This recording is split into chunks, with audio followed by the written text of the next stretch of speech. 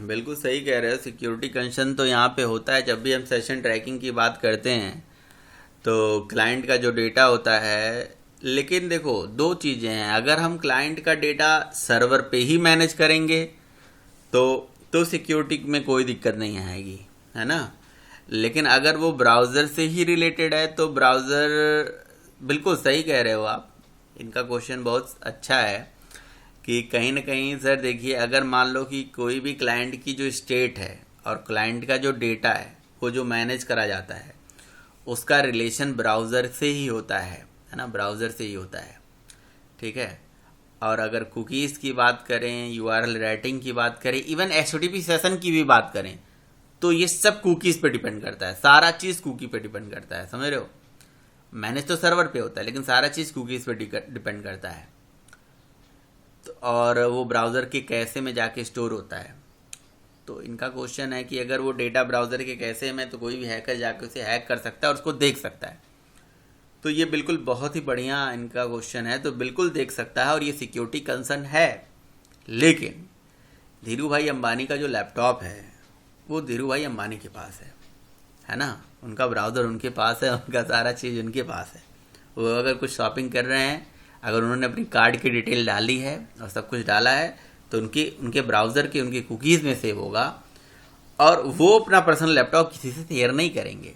तो ये कायदा कहता है और नहीं भी करना चाहिए। आप अगर आप क्या नाम है, किसी कैफ़े में बैठ के शॉपिंग कर रहे हैं, साइबर कैफ़े में बैठ के शॉपिंग कर रहे हैं, तो भैया ये तो आप गलत कर रहे हैं। शॉपिंग हमेशा अपने पर्सनल लैपटॉप में, कोई भी डेटा आपको अपने पर्सनल लैपटॉप में कहीं पे भी अपना जब लॉगिन वगैरह करना होता है तो अपने पर्सनल लैपटॉप में ही करना चाहिए। किसी और के मशीन में जाके कभी भी लॉगिन वगैरह नहीं करना चाहिए, समझ रहे हो ना। तो ये चीज़ को ध्यान आपने देना है। बाकी है ये सिक्योरिटी कंसर्न, समझे धमाल।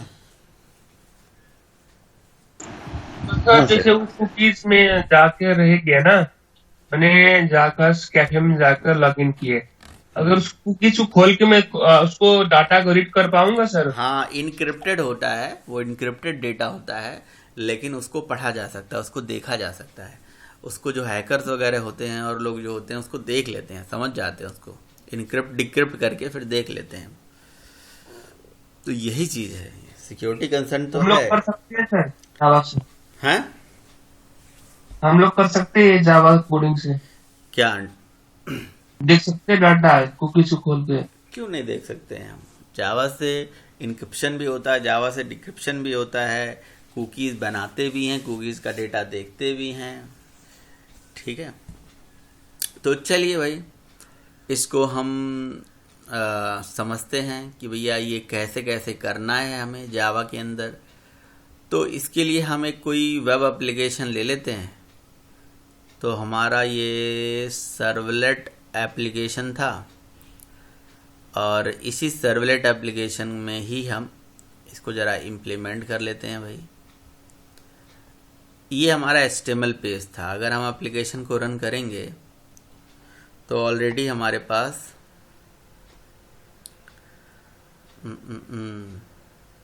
कहो तो मैं एक नया प्रोजेक्ट भी बना लूँ, तो नया प्रोजेक्ट बना लूँगा तो आपके लिए सही होगा। फाइल में जाके, न्यू में जाके और अदर में जाके यहाँ से हमने बना दिया डायनेमिक प्रोजेक्ट। ठीक है। और इसका नाम दे दिया हमने सेशन ट्रैकिंग। अच्छा, मुझे आप लोगों को ये भी समझाना है इसके जस्ट बाद कि सर्वलेट 2 और सर्वलेट 3 में क्या डिफरेंस है। ठीक है, तो याद दिलाना। तो ये सेशन ट्रैकिंग का एक हमारा प्रोजेक्ट बन के आ गया।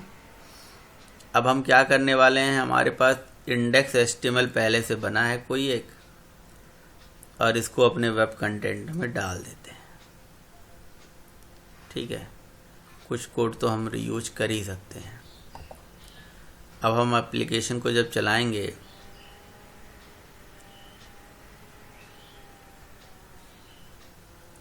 Right click, run on server, finish.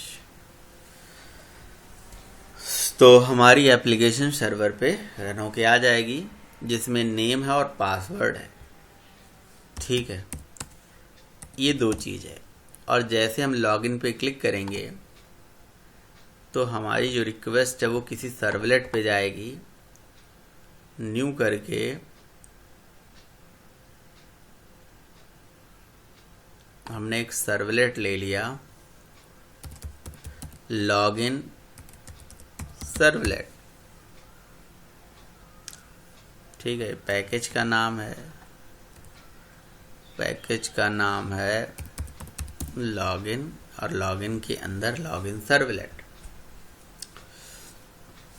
अब ये जो लॉगिन सर्वलेट है इसको हम इसके फॉर्म के एक्शन पे दे देते हैं,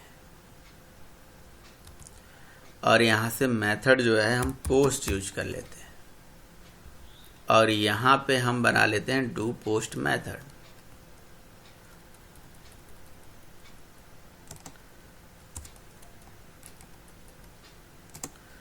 अब डू पोस्ट मेथड में हमें चाहिए फॉर्म के एक्शन से आने वाला सारा डेटा। तो हमने लिखा रिक्वेस्ट डॉट गेट पैरामीटर, और यहाँ पे हमने दे दिया फॉर्म से एक्शन का जो डेटा है। एक हो गया हमारा नेम और एक हो गया पास। तो यहाँ से हमने नेम को स्ट्रिंग वेरिएबल में होल्ड कर लिया, ठीक है, और यहाँ पास गेट कर लिया। अच्छा, जिसने भी वो लॉगिन जो रिज़ल्ट वाला जो मैंने आपसे बताया था असाइनमेंट, सब लोगों ने अगर बना लिया है तो मुझे मेल कर देना भाई प्लीज़। ठीक है, मैं देखना चाहता हूँ। ठीक है ना, तो रिक्वेस्ट, अच्छा अब हम यहाँ से रिक्वेस्ट से आने वाला डेटा गेट हो गया। अब रिस्पॉन्स डॉट गेट राइटर से हमें मिल जाएगा प्रिंट राइटर। अब प्रिंट राइटर का प्रिंट एलन मेथड है, जिसमें इस डेटा को बस मैं शो करा देता हूँ कि भैया ये हमारा डेटा है, ये नेम है और प्लस ये पासवर्ड है। ठीक है, आ गया। अब मैं चाहता हूं कि इस पर्टिकुलर सर्वलेट में एक हाइपर लिंक हो, और उस हाइपर लिंक से हम नेक्स्ट सर्वलेट पे जाएं। ठीक है, तो आउट डॉट प्रिंटलन के अंदर ही एक हाइपर लिंक बना देते हैं। ठीक है, इस तरह से AHREF इक्वल टू, ठीक है, डबल कोड में डबल कोड चलता नहीं है तो सिंगल कोड के अंदर मैंने लिख दिया नेक्स्ट सर्वलेट। इसी नाम से सर्वलेट बना दूंगा और इसका नाम दे दिया नेक्स्ट। तो नेक्स्ट सर्वलेट नाम का एक सर्वलेट बना लेता हूं।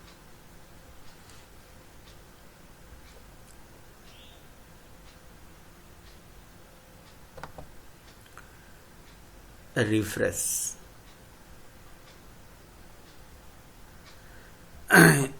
इसी लॉगिन में ही न्यू में जाके यहाँ पे बना लेते हैं सर्वलेट, नेक्स्ट सर्वलेट। अच्छा, नेक्स्ट सर्वलेट में अगर इस फॉर्म से आने वाली उसी डेटा को फर्दर यहाँ पे भी गेट करा जाए तो क्या वो डेटा आ जाएगा? क्यों नहीं आएगा? ये डेटा यहाँ से भी गेट करके यहाँ लाया जाए तो गेट हो जाएगा। मेरे ख्याल से तो हो जाना चाहिए। आप लोग क्या कहते हो? क्या कहते हो आप लोग? सर नहीं होगा। क्यों नहीं होगा? जितना भी रिक्वेस्ट जाएगा, हर एक रिक्वेस्ट की न्यू रिक्वेस्ट हिट कर रहा है। बिल्कुल सर, जो एक्शन जो है सर उस फॉर्म में जो एक्शन दे रखा सर, तुमने रखा लॉगिन सर्वलेट का एक्शन जो है। नहीं, परवेज ने सही बताया है। ठीक है, एक वर्ड में उसने सही बताया है क्योंकि हर रिक्वेस्ट नया रिक्वेस्ट ट्रीट होता है, समझे। उसने एक वर्ड में ये चीज़ बता दिया कि हर रिक्वेस्ट नया रिक्वेस्ट ट्रीट होता है, बस बात ख़त्म। अब वो जो रिक्वेस्ट जाएगा तो वो फ्रेश रिक्वेस्ट होगा। अगर मैंने नेम दे दिया राम और पासवर्ड दे दिया 1 2 3 और यहाँ से हमारा लॉग इन, तो ये हो गया गड़बड़, क्योंकि इसको करना पड़ेगा मुझे रिफ़्रेश। ठीक है, रिफ़्रेश इसलिए करना पड़ेगा क्योंकि मैंने HTML में चेंज मारा था, HTML पेज को रिफ़्रेश नहीं किया था।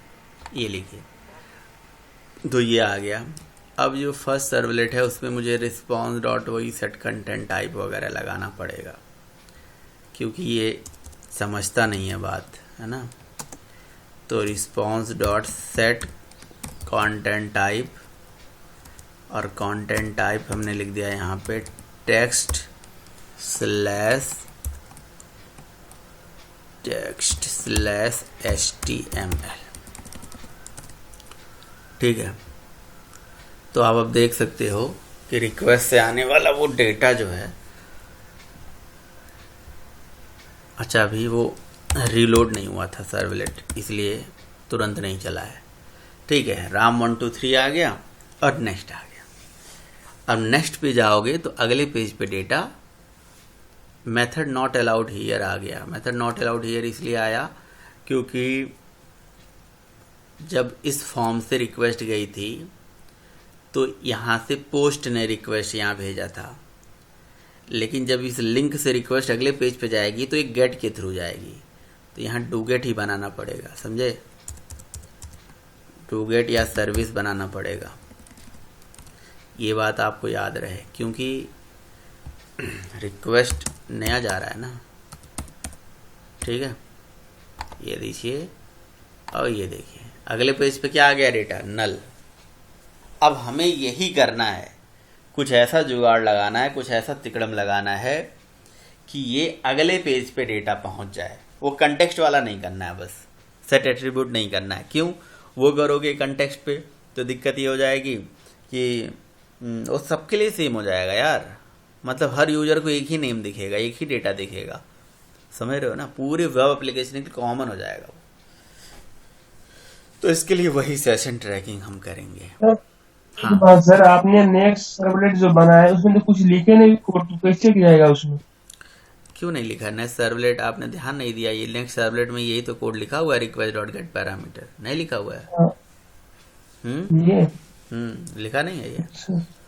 सर हाँ सर, एक बात सर, ये अलग फिर से कोड लिखे, ये कोड लिखने का मतलब क्या है सर? हम लोग कहाँ से ले रहे हैं? एक HTML पेज डाटा ले रहे हैं ना,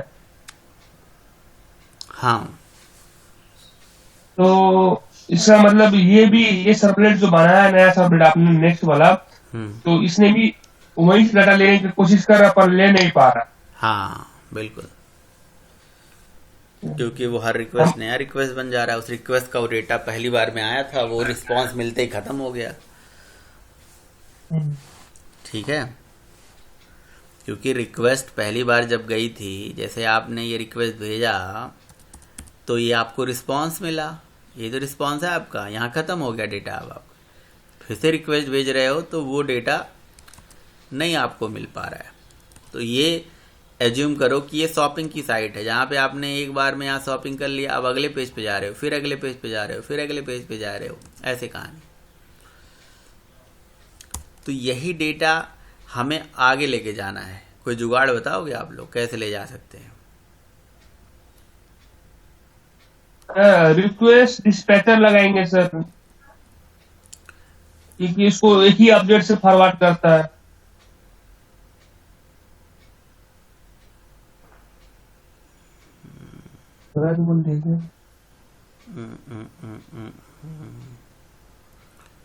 हाँ, सर ये तो सही कह रहे हो। रीडायरेक्ट क्या करता है? नहीं, ये तो सही ये कह रहे हैं। ये कह रहे हैं कि एक काम करो, लेकिन वहाँ लिंक नहीं होगा ना, फिर ये इस टाइप का लिंक नहीं होगा, इस टाइप का लिंक आपको नहीं मिलेगा, इस पेज पे डेटा नहीं दिखेगा। आप ये बोल रहे हो कि आप क्या करो, इस रिस्पॉन्स को, है ना, response request dot get request dispatcher से गेट रिक्वेस्ट डिस्पैचर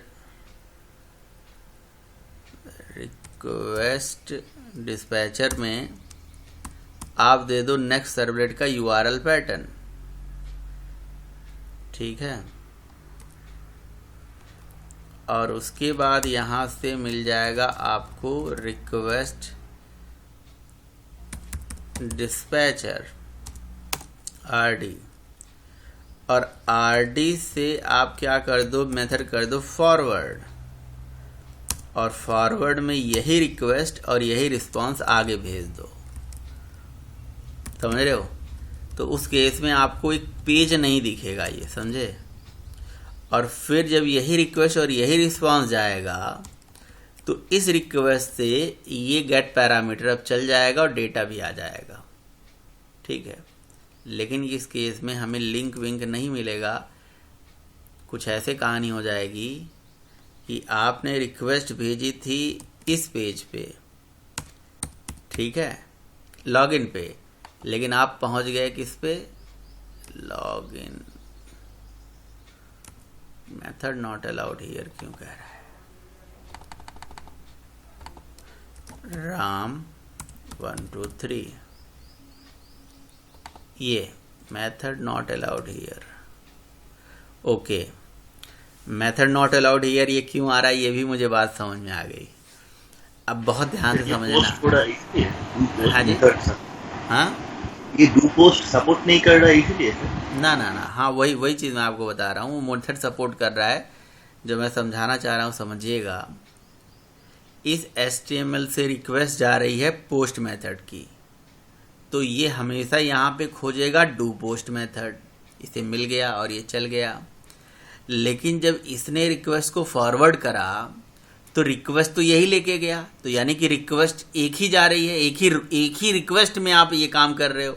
रिक्वेस्ट दो बार नहीं गया कि रिक्वेस्ट चला गया फिर रिस्पांस आ जाए, फिर रिक्वेस्ट चला गया रिस्पांस आ गया, नहीं, इसी रिक्वेस्ट को आप आगे लेके जा रहे हो। तो जब इसी रिक्वेस्ट को लेके जा रहे हो तो इसका मतलब यही मेथड जाएगा, पोस्ट ही जाएगा ना। तो वो यहाँ पे एक्सपेक्ट करेगा कि यहाँ डू पोस्ट मेथड होना चाहिए। समझ में आई बात? तो यहाँ पे वो एरर दे रहा है, इसके लिए एरर वो दे रहा है। वहाँ तो डू पोस्ट है लेकिन यहाँ डू पोस्ट नहीं है, क्योंकि आपने इस रिक्वेस्ट को ये फॉरवर्ड कर दिया, यही सेम रिक्वेस्ट को, ठीक है। तो इसलिए मेथड नॉट अलाउड हियर आया है। बढ़िया बढ़िया, देखिए आ गया ना। तो अब आप लॉगिन सर्वलेट पे आ गए, सब कुछ आपका सही है। लेकिन परवेज यहाँ समझ में आई बात या नहीं समझ में आई? ये रिक्वेस्ट एक ही है यार, एक ही गो में सारा काम हो गया।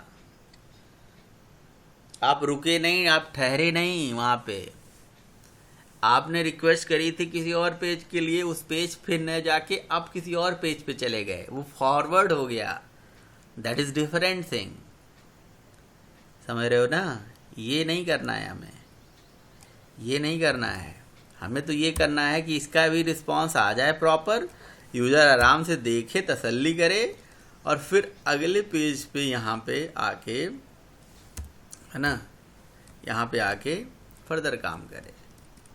सर्विस बना लो, कुछ भी बना लो, सर्विस ही रख लो। डू गेट डू पोस्ट का झंझट ही खत्म, है ना। तो ये चीज़ है। अब यहाँ पे आप देखो क्या कहानी हो रही है। यहाँ पे कहानी हो रही है कि हमने यहाँ पे लिखा नाम, यहाँ लिखा पासवर्ड, और यहाँ पे हम गए, इस पेज पे आए, यहाँ रुके हम थोड़ी देर, है ना, ठहर के अपना इस पे क्लिक किया, अब यहाँ पे जाना चाहते हैं। तो इसके लिए देखिए मैं सेशन ट्रैकिंग आपको बता रहा हूँ कैसे करेंगे। तो सबसे पहले कोई भी तरीका आप फॉलो कर सकते हो। सबसे पहले मैं आपको बताता हूँ कि URL रीराइटिंग क्या होती है ना। URL रीराइटिंग हम करेंगे यहाँ पे मतलब कोई जुगाड़ लगाएंगे यार, जुगाड़ ही लगाना है जिससे ये डेटा यहाँ पे पहुँच जाए, है ना। या हिडन फॉर्म फील्ड भी बना सकते हैं। तो हिडन फॉर्म फील्ड क्या कहता है?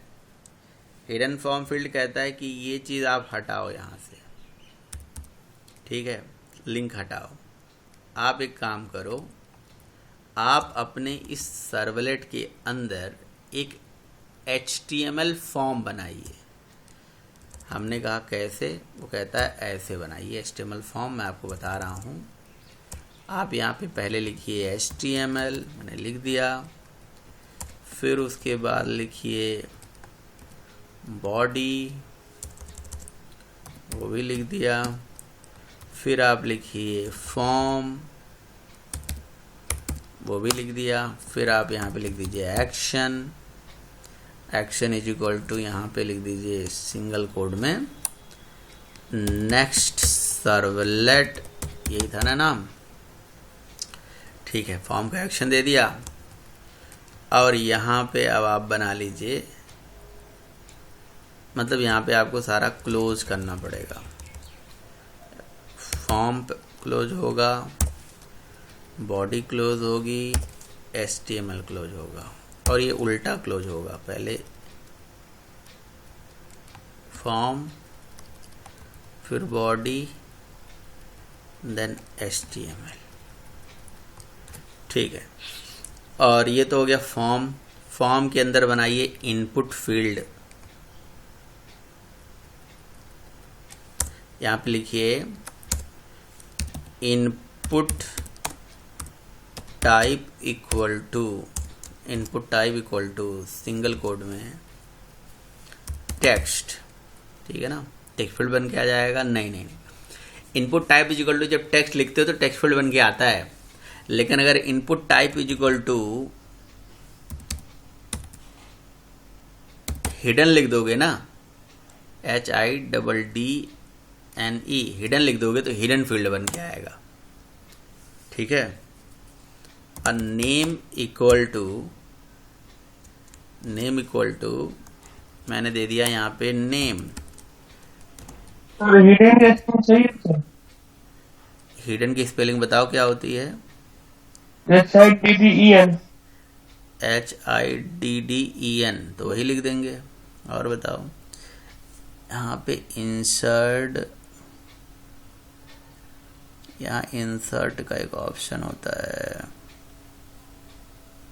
इंसर्ट